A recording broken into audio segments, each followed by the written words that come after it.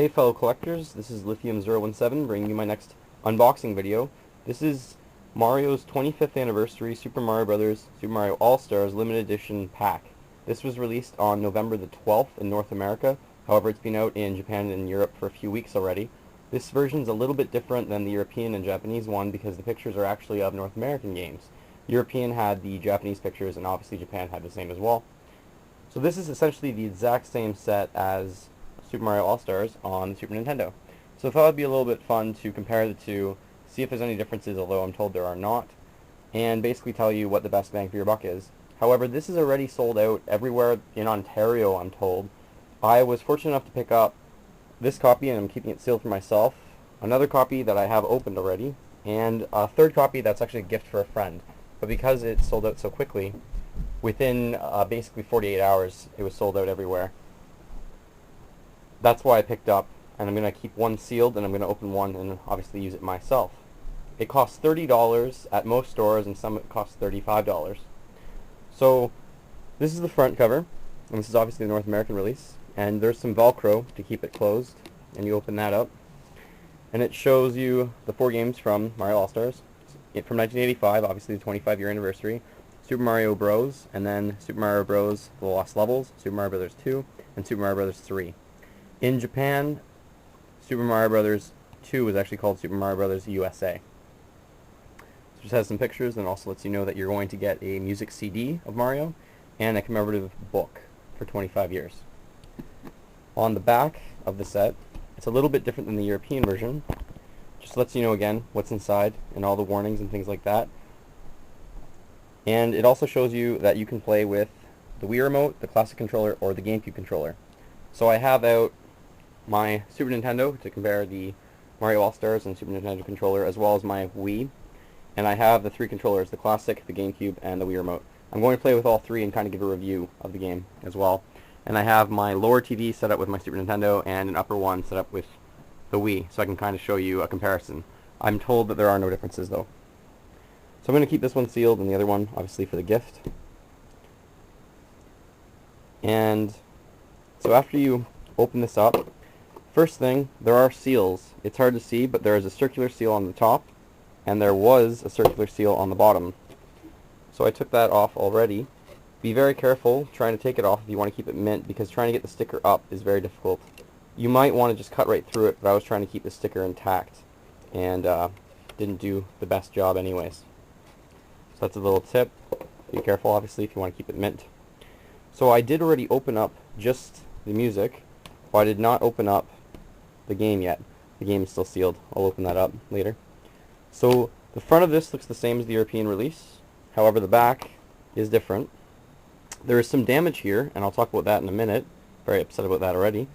But the back of the actual case has all the songs. So there's a song basically from each of Mario's single-player adventures. I guess Mario Galaxy 2 was kind of 2-player. And then there's some sound effects as well. This was on the back of the booklet in Europe, and in Japan, I'm told.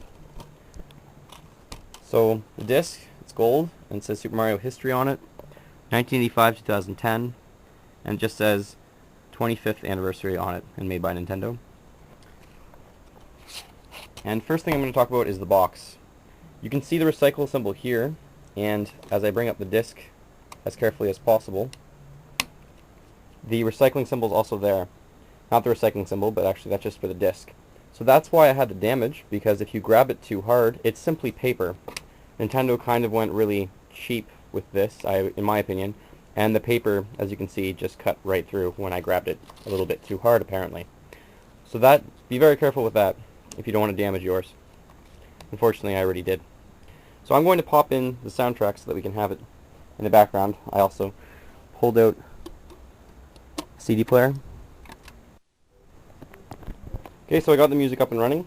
So the booklet for the Mario 25th year anniversary, it's kind of a mosaic with all these different pictures from Mario's games in it. It's hard to tell, but it starts off with Super Mario Bros. 1, and has a few pictures of each game, and then it gets to Mario 2, and then Mario 3, and it shows all these pictures from all of his games. So this is a little bit different than the European release. The pages here are red, as in the European and Japanese one I believe they're yellow, but this page and all the images are the same. And then you have a history of Mario with the release of all of his games and the important systems, the home systems and the handhelds as well. Then we have a picture, sorry about that. We have a picture of Shigeru Miyamoto and two other individuals at Nintendo. And this picture is actually a different one than the European and Japanese release. Miyamoto's smiling, and it's a little bit more zoomed in, and you can actually see his teeth. So that's just not exactly interesting, but it is showing that they did do something different for North America. Now this is where it kind of is really different. In the bottom left-hand corner, we have the NES controller, and we have the date in gold on the side. European had the date below, and it was much smaller. And the picture is obviously of the North American release. And this page is the same. It's just a picture of Miyamoto's idea for Mario, the original game. And then we have a few more pictures of ideas. We have Mario 2 and Mario 3. And the most interesting thing I found here was Miyamoto's quote, my favorite part of the book. He says, "The Tanuki suit turns into a statue. Even though I knew it wouldn't make sense to some non-Japanese players, I was so excited that I left it in." You kind of always wonder, why does Tanuki Suit Mario just suddenly turn into a stone? Made no sense, so apparently it makes sense to Japanese people. Someone explain it to me, please. And then there's Super Mario World, and finally Super Mario All-Stars, picture of the full game. And then it continues on to the N64. So Super Mario 64.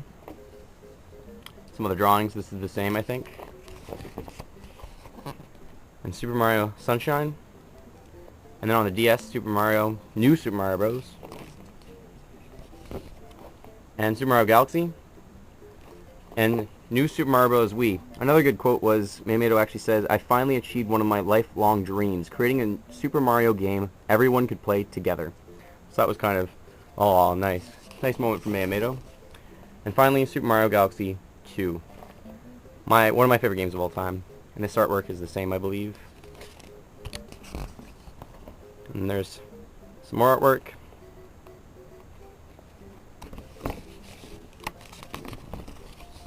And then some older Japanese memorabilia and Nintendo Power. Picture of one of the original ones. A nice Mario.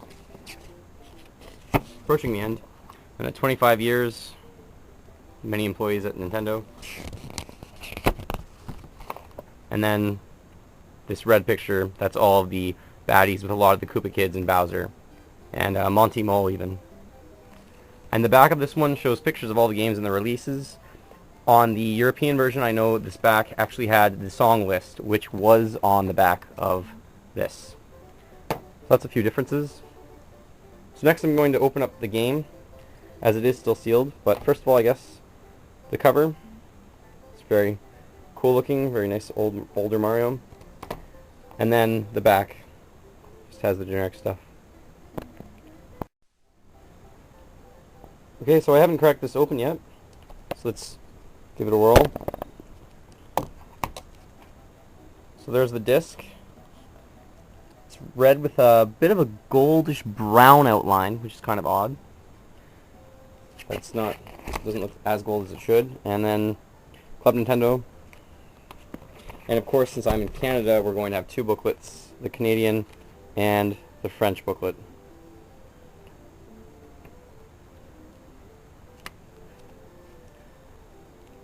So this booklet obviously has all the games in it of how to play it just for the Super Mario All-Stars, and it shows you how to use the controls and different things like that in each of the games, and some neat little pictures. So I also opened up the Super Mario All-Stars set that I have, and this book is different. So the books are different, they have redone it, the Super Mario All-Stars book, which is just something a little bit neat. So now to the actual gameplay. I'm going to put the games in and then show those. So I have booted up my Super Nintendo with Super Mario All-Stars and my Nintendo Wii with the 25 years Mario Edition pack. Just to show you what the little icon is, it goes between a Super Mario All-Stars and then it also goes between a little Mario that says 25 years that you can see up there. You do have to perform a Wii system update like you do with most first-party games made by Nintendo on the Wii. Let's start that up. And let's try and time this so that they're sort of in sync. There we go. And you will notice in a second that they are the identical release. I don't notice anything different. At least in North America, they're the same. I'm told in Europe, the European version is a bit slower than the North American one. They didn't really upgrade it. So let's hit start on both of these, just so I can show you the menu option. So on the Super Nintendo, you have Mario 1, Super Mario All-Stars, The Lost Levels, Mario 2, and Super Mario 3. And on the Wii, you have the exact same releases. So it is the same. I have played through it a little bit. First, I played through with the Wii Remote. Now, if you've played New Super Mario Bros. Wii, you're familiar with this option. It's the same kind of controls, except you will be shaking your remote to try and get a little bit more distance like you did in New Super Mario Bros. Wii, but you don't have that ability. So this is definitely the bulkiest and the worst option, in my opinion. Next is the GameCube controller. It was okay to use, except it was very awkward using either of the gray buttons, Y or X, to sprint. Y is above the A button, which is the better option, and X to the right is just awkward to use. The joystick works quite well. It's easy to use. The D-pad is horrendous on this, so if you're playing it, you're most likely going to use this joystick. And of course, the best option is the classic controller. You can use the joystick, but obviously you're going to use the D-pad, I believe. And the interesting thing was I had all three connected at once, and I could use any of the three, just exchange between them. So if you're frustrated a bit and it's plugged in already, you can jump from one controller to the next. To sum up, if you have never played Super Mario All-Stars before, or the 4 Mario games, try and find it on the Wii. It's a decent enough price to get them all, and it does come with a cool art book, and the music CD has the original songs from each game. The songs length range from 1 minute and 10 seconds to about 4 minutes for the longer one. The sound effects are all really quick, obviously like 5 seconds, that's why they're sound effects. So my recommendation would be to stick with the Super Nintendo version if you've played it before. If you've never played it before, buy this one. Another thing that you could get is the Super Mario All-Stars with Super Mario World. This will run you $25 to $30. I don't believe it was ever released as a boxed full set. It was with a console. Most of your friends probably won't have this version. It's a little bit different. It just has the same menu screen but thrown in with Super Mario World. What really grinds my gears, so to speak, is that 15 years ago, Nintendo made this, and they had 5 games on a Super Nintendo cart. Now in the year 2010, on a disc, they only put 4 games. I really would have liked to see Nintendo include some different games in this release to make it unique, to make more people want it, to not just be a simple remake.